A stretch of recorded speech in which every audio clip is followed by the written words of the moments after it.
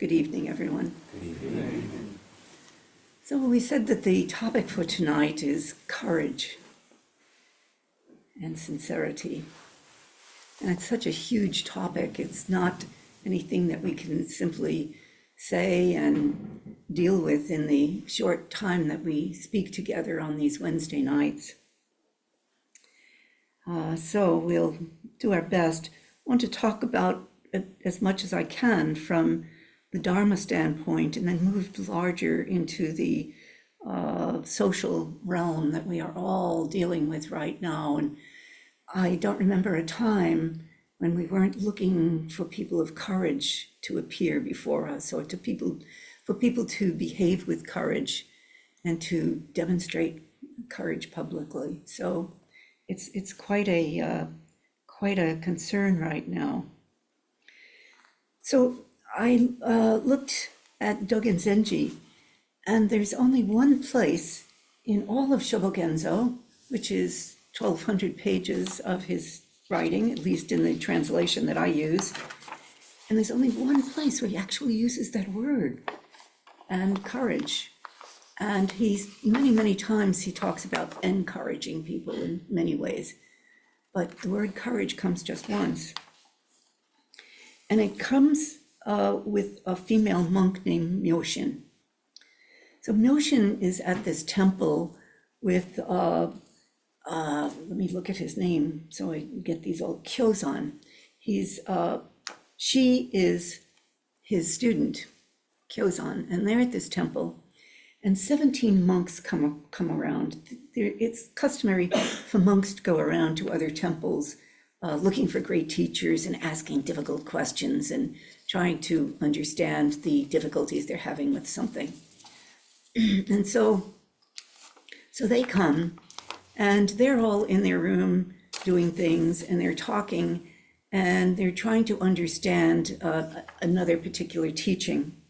So Myoshin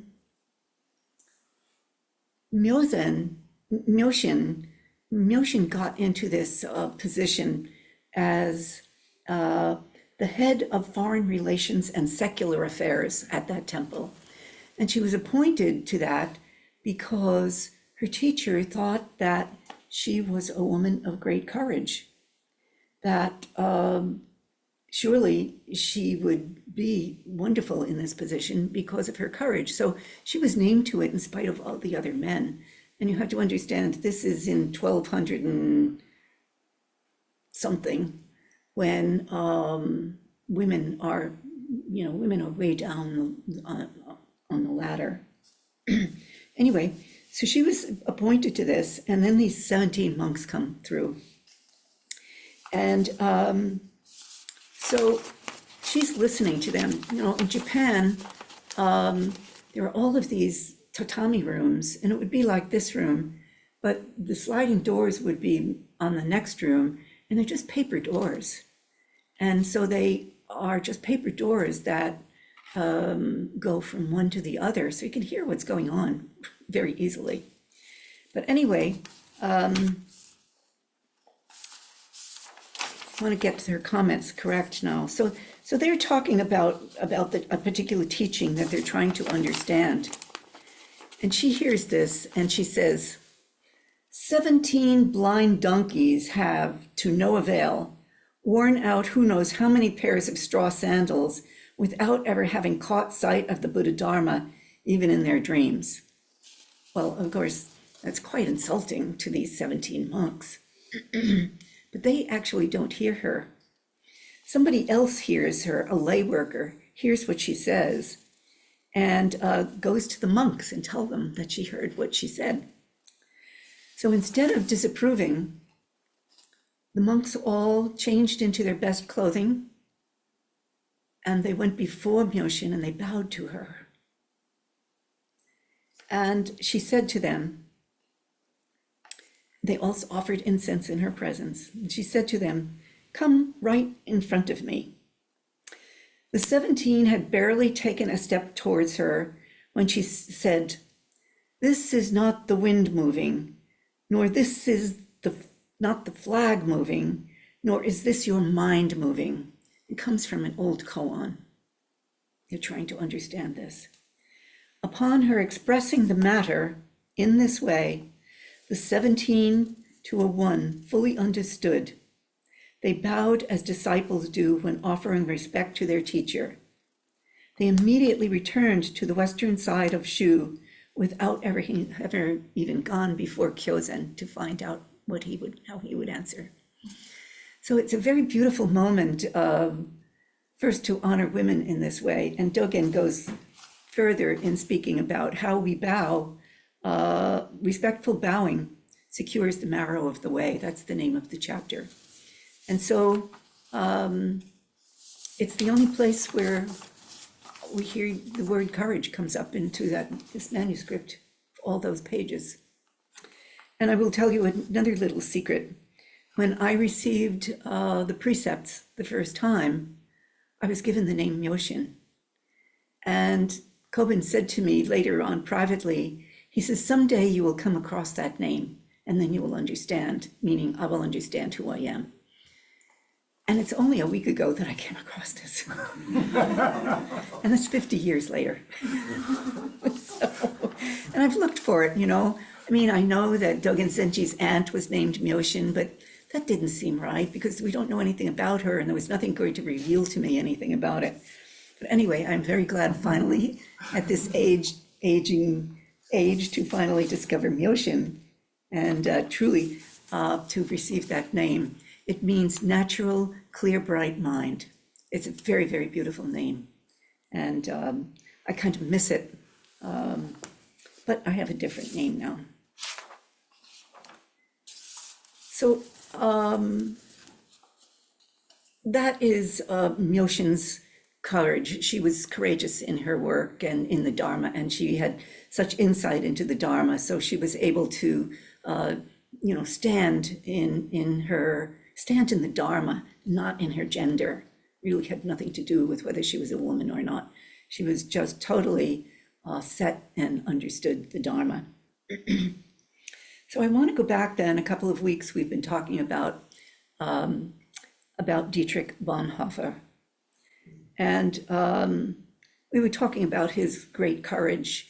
And in case you don't know him, we have some new people tonight. Bonhoeffer is a Lutheran priest, German, who was assassinated for having been involved in plotting Hitler's assassination. So his writings are very great, very wonderful. And he chose to go back to Germany to be with his people, to assist through the Nazi regime. And he could have stayed in the United States. He was offered many possibilities here, but he chose to go back. So there are a couple of quotes that he says that are related to courage. And this one is most interesting to me because I do think it relates to us also. He says, we must be ready to allow ourselves to be interrupted by God. Meaning your life can change in a moment. In any second, anything can come before you, and you will have to rise to the occasion to meet whatever comes before you because of your moral understanding and your responsibility to your faith. And I think we have that very clearly also in our Zen practice, our Buddhist practice, that there is no, life is just moving, constantly changing all the time. And there's no place where we just sit and expect it to be as it was before. And the question is, then where are we in our ethical and moral understanding? And how do we respond with courage? And he says another one that I think is very strong and very beautiful. Maybe there's two. Action springs not from thought, but from a readiness for responsibility. So this is one of these things that we come to in courage when we see ourselves responding with fear. Because very often fear is the first response. It's right in here in the amygdala and all of this operation that goes on here in the prefrontal lobe, and fear is the first response. And it's necessary that we have fear because there are times when we must escape, we must get out of the way. And so fear is something to tell us to protect our lives. But then the question is, courage can override fear so that we act, we take action, which is a kind of responsibility, where we see a responsibility toward somebody or something, and we must override that with the ability to act with courage. I'm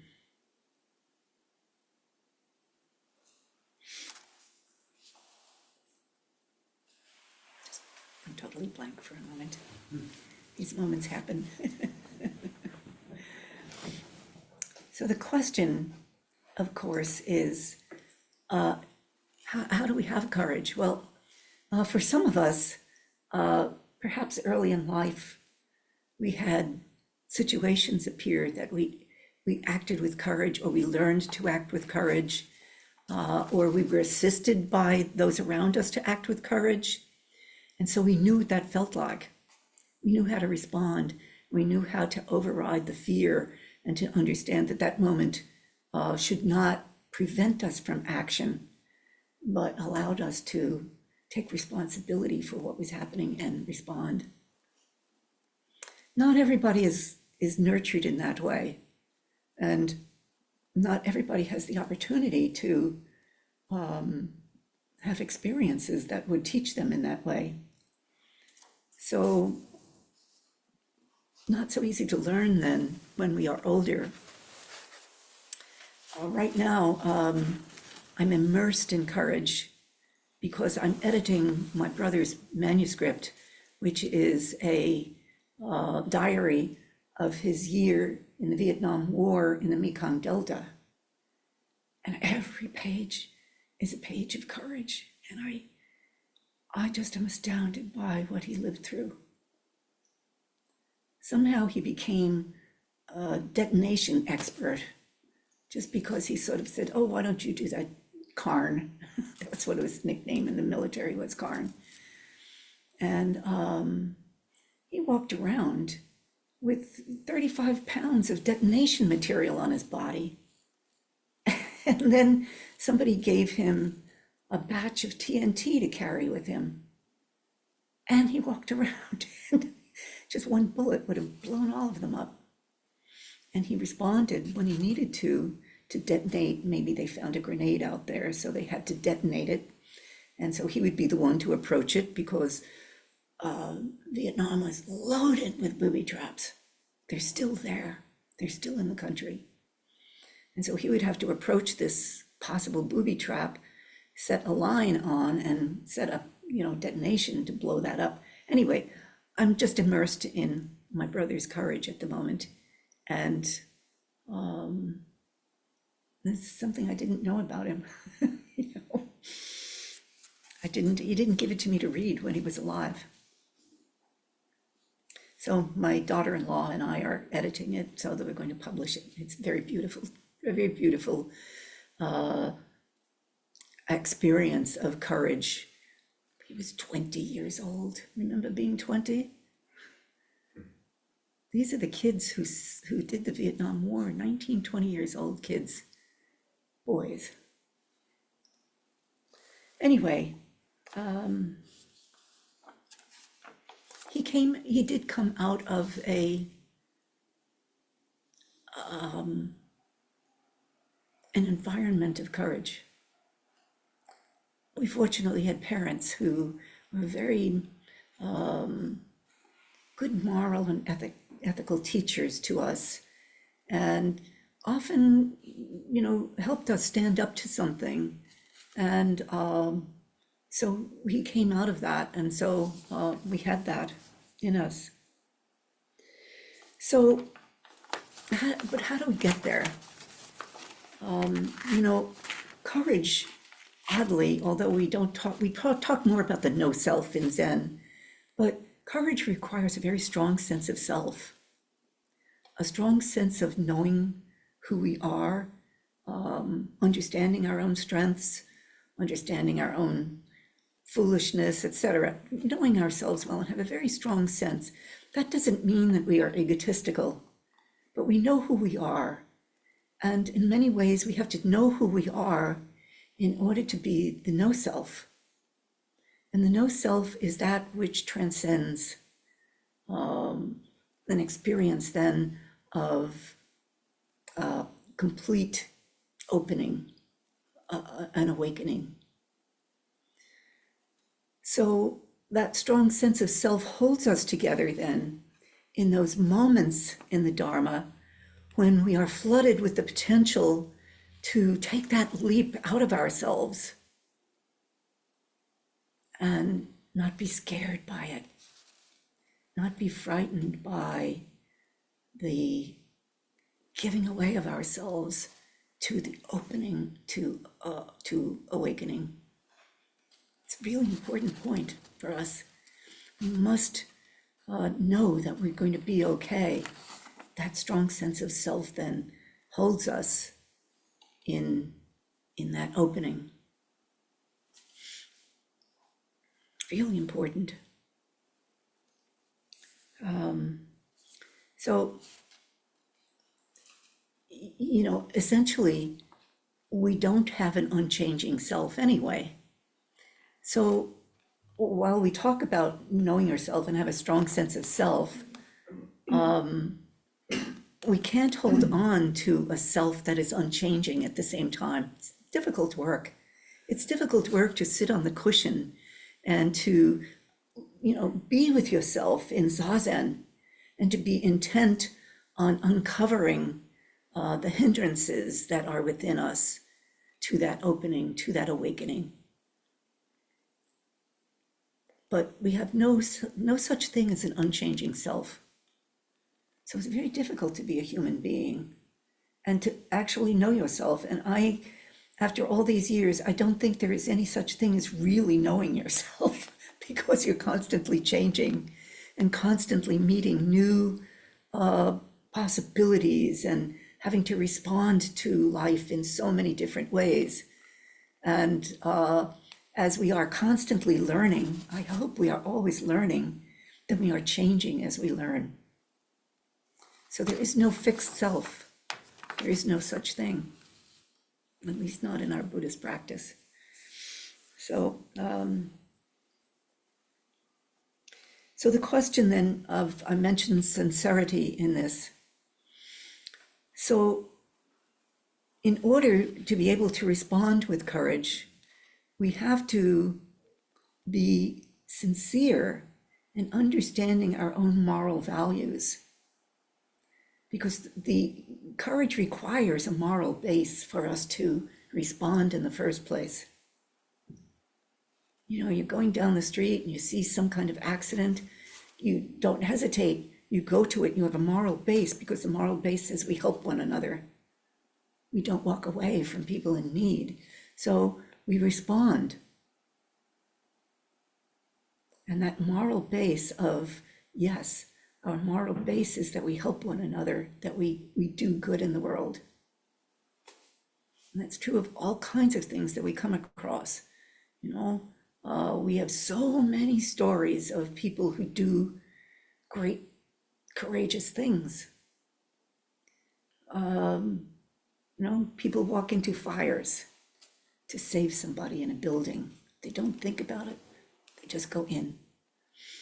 And so that moral base to help one another.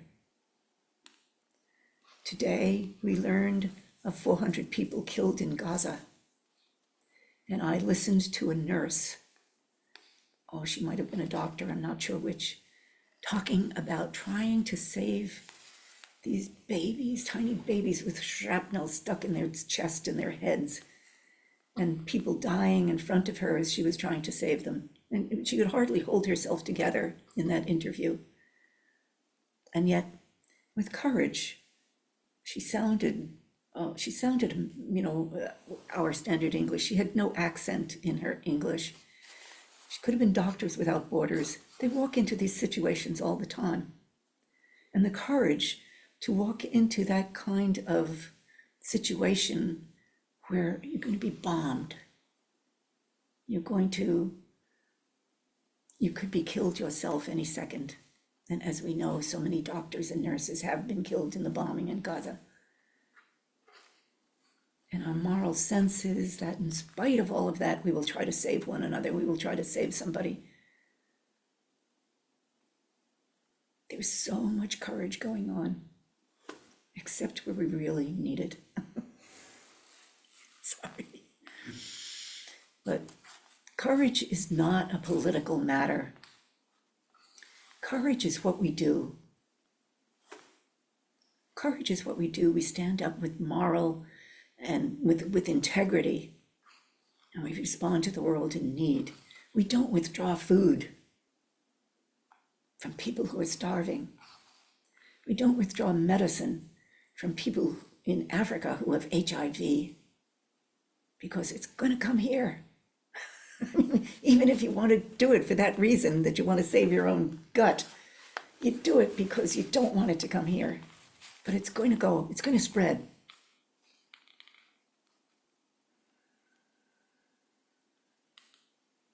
So we respond with courage. And sincerity then is also to be authentic in our lives too. And authenticity is our moral base. That is, we come to understand ourselves as best we can in our practice.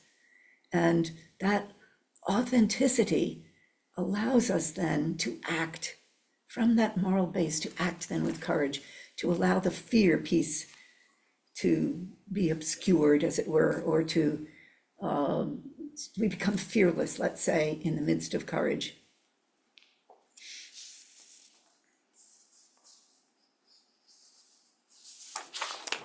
So that's what I have to say. It's such a huge topic that it's so complex in us about our response to the world and that function in us. So it's not easy. I don't suggest that it's easy at all. But if we root ourselves, a lot like Bonhoeffer says, in that he comes from many Christian standpoints, but so rooted in his faith,